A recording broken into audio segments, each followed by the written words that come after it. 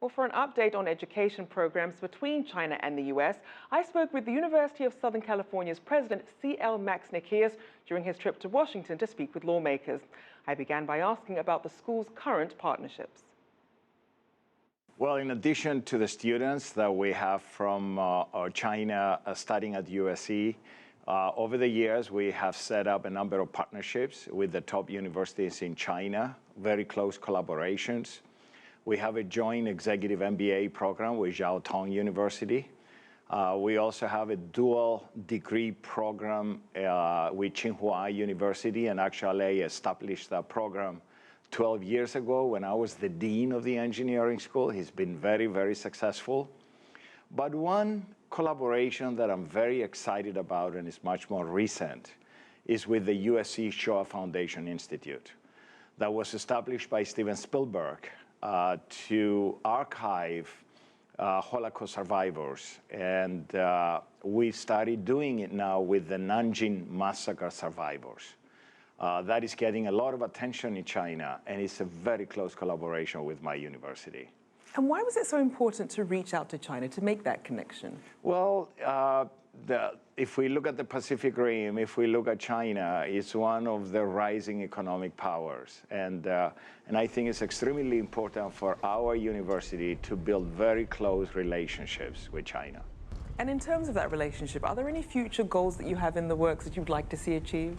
Oh, absolutely. I would like to see closer collaborations with the universities. We would love to expand it with other universities too.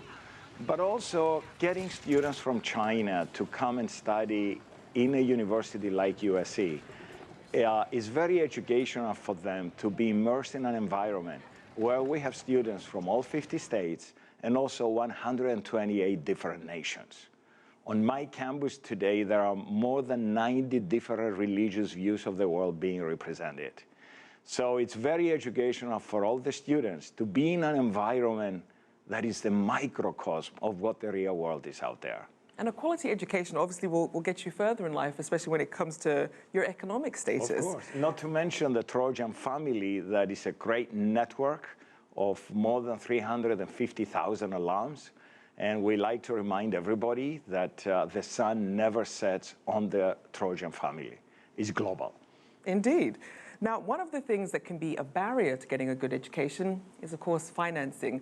You're seeing that a lot of US students are struggling with crippling student debt, and tuition does seem to be rising. There was actually a recent hike at USC. Tuition is looking at around $50,000. That's correct. Yes. So in terms of that, what sort of barrier do you think that makes then for students who want to get a quality education, but it's just seeming like it's out of reach? Well, my university offers the largest financial aid pool as compared to any other university in America, more than $300 million per year for financial aid. So the effective tuition rate of the university is essentially 40% less than the ticket price. However, in addition to the scholarships, in the graduate programs, especially for international students, like from China, coming into the PhD program, all of them study with full scholarships. So that's how we try to compensate the fact that we are an expensive private university. And even for the families that pay the full tuition, they do get a subsidy 12%. Okay. Because of philanthropic giving, that for improving the infrastructure or endowing programs in research and education. And speaking of endowments, let's look at some of the trends in business education. In 2013, the co-creators of Beats gave their endowment of $70 million. Tell us more about that. Is that a trend you're seeing more? You're seeing these entrepreneurs kind of going out, making it big, and really wanting to support their school?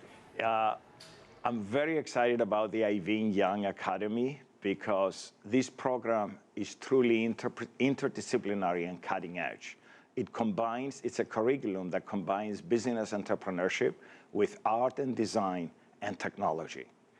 And the kids that come into this program are truly entrepreneurs. For example, I'll give you an example of one of the students that already had a business startup at the age of 17, 18, and even before coming to USC as a freshman, sold his business for $200 million to Visa Corporation. So these are the kind of kids that are attracted to this particular program. We received 350 applications for 25 slots in the freshman class. So imagine if you're getting students like this coming in at 17 years old. Right. What does that mean then for their prospects for Silicon Valley once they leave USC? Well, they stimulate the growth of new businesses and they create new jobs. Without a program like this, if they were to be in one of the regular business programs, probably they would have dropped out